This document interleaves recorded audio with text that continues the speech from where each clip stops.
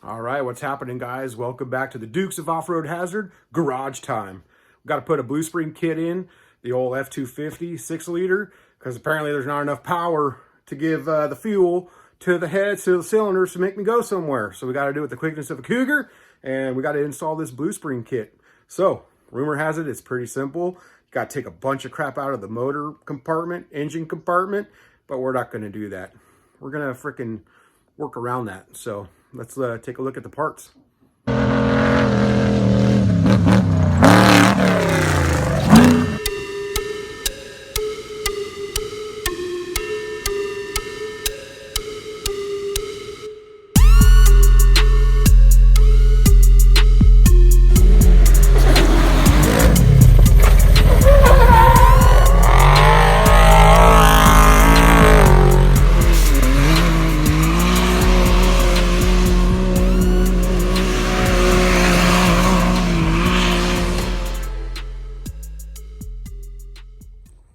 All right, so here's the blue spring kit for the 2006 F250 6-liter diesel.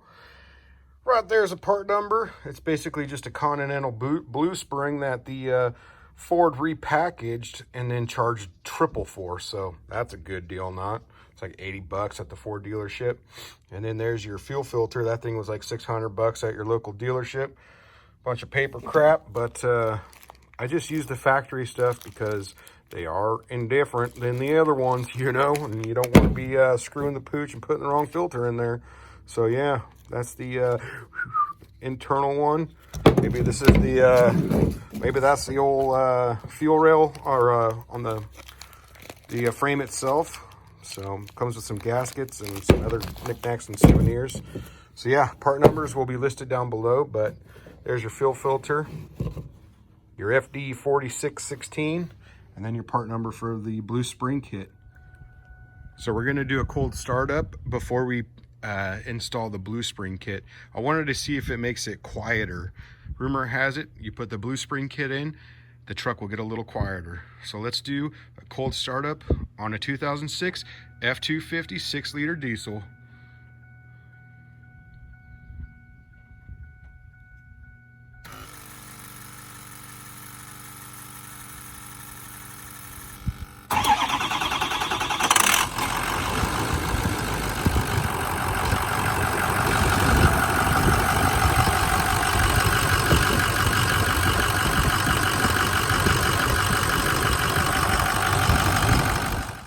All right, to do the blue spring kit, everyone takes the air box out, they take the frickin' degas bottle out, they take the motor out, they take the cold side tube out. We're not gonna do that. I'm just gonna pop the tube off right there. I'm gonna leave everything else attached and see if we just can't work diligently through there to get this off. All that right there. T27, 22, but I'm just going to use a crescent wrench, pop this off. Got some rags to get the diesel to catch on those rags so it doesn't go everywhere and get my truck dirty. But yeah, let's just see if this will work out. All right, I got the fuel line off, as you can see there. I got a zip tie on it right under there. So there's a zip tie so that this little chingazo won't go flying around. Then it broke away. Barely any diesel came out. There's that O-ring that you got to be careful. Or maybe that's not an O-ring. Maybe that's just a flared piece of the metal. I took this little T27 out so I could get a good bite on this one. And then this came off with the crescent, no problem. So far, we've only taken the cold pipe off of that elbow. That's it. And so far, so good. So now I got a ratchet, and now we're just going to take off that T27 under there. Nice and easy. Extensions, elbows, use all the tools you got. Make it the job so much easier. And that should be out right there. So now, and look at, I had to make this guy. So I took a T27, stuck it in a 1/4 inch frickin' socket, Did a little 100-mile-an-hour electrical tape on there. And that's how I'm taking it all off. So I don't have all the fancy tools. I mean, I have a lot of tools, but I ain't got all the fancy tools. And so far we've got 3. And we got one more down in that corner. See it right there? It's kind of dark under there, but there's one more to get to under there. And the tube, the radiator hose is in the way, so we'll just fold this down and get after her. Okay, we got the cover off. I got the spring that came out of the hole here and a little plunger. I don't think there's anything else in there. And then we got this to come out. So we're gonna try to gently take that piece out. See if I can't get the foam to stay where I want it to.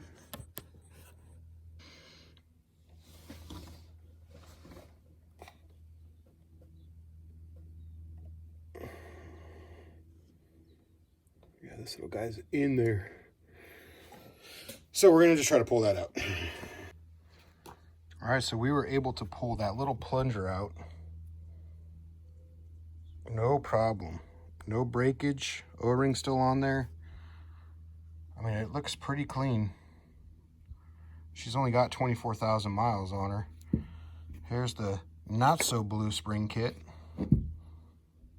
Little copper fitting on there. My hands are dirty, but you know how it is. So we're gonna just replace all this. We're gonna replace the gasket there with that kit. All right, so we got some of the new stuff laid out. New plunger, new chingasso there, but look at the blue spring kit. Look, a considerable amount bigger. 2 coils, 2.5 coils, which is gonna give you that boost in pressure. New gasket there, new housing, which we're gonna utilize. So we're gonna take this off and put her onto here. There is a brown little gasket there that didn't come in the kit, so I don't know if it's replacing it with this green one or this black one. That goes on the inside of that, so I don't know. We're gonna figure that out together, folks. Comment down below on what you think, if I'm really screwing the pooch here. All right, so we got the new blue spring kit in. The little plunger that was in the top, replaced it, replaced the O-rings, and everything's looking good. You know, you just had to fight a little bit around the tube and being able to see. But other than that, it was very easy. And all I did was take and pop this tube and kind of just manipulate it around. So now it'll pop back on there. And sorry I didn't show you guys the blue spring going in, but you saw the difference in size, how the plunger goes in. There's tons of videos, but I just wanted to show you that it could be done by just popping this tube loose, leaving all this in. We left everything in except for that. And we didn't have to pop the fuel. We didn't have to pop the cap for the fuel filter. We just had to do all this, and that's it. So pretty easy, pretty clean, but the true test is gonna be starting it. So stand by to stand by. So as I was taking the paper towel out, one of them was really snug, and I done got paper towel jammed up in the cover on the bottom. So I'm gonna have to just pop those 2 loose on the bottom and see if I can't get that paper towel out. Oh yeah, trying to save a couple dollars doing it yourself. Do it over and over. All right, so we just completed the blue spring kit install. So Lauren, go ahead and just cycle it, let the fuel pump fill up that bowl. Let's see if there's any leaks. And then turn it off and then do that one more time. Oh, I can hear it going in.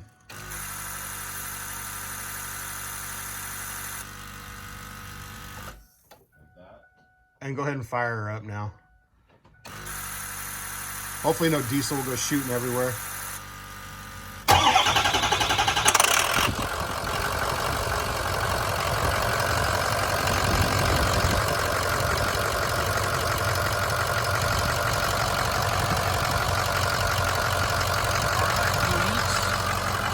Kinks.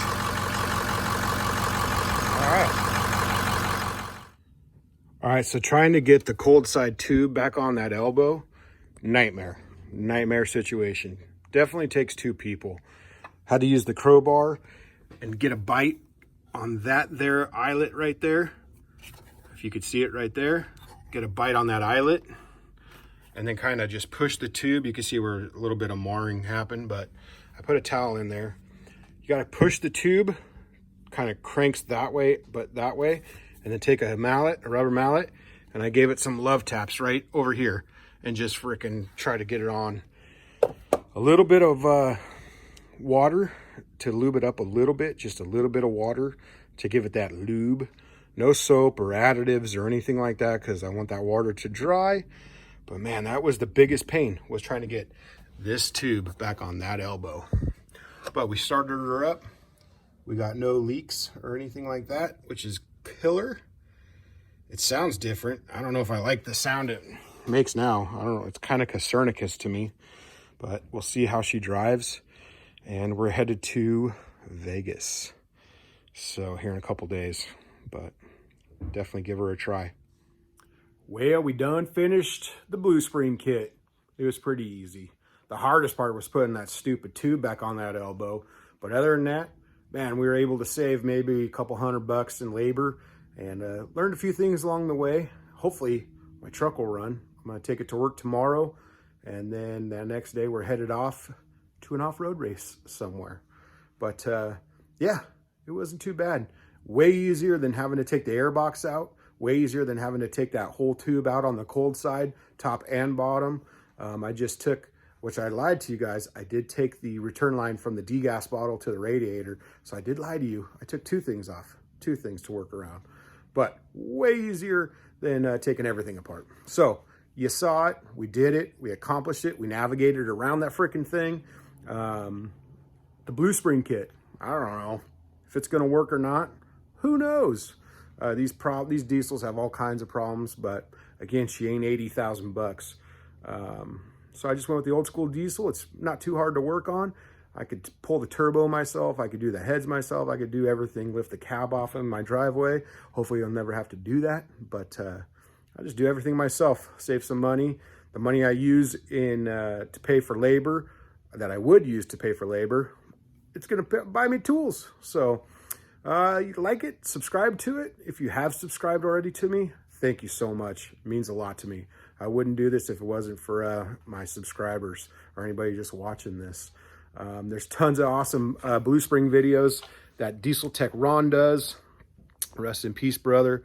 But yeah, Diesel Tech Ron's got an awesome video on the Blue Spring kit.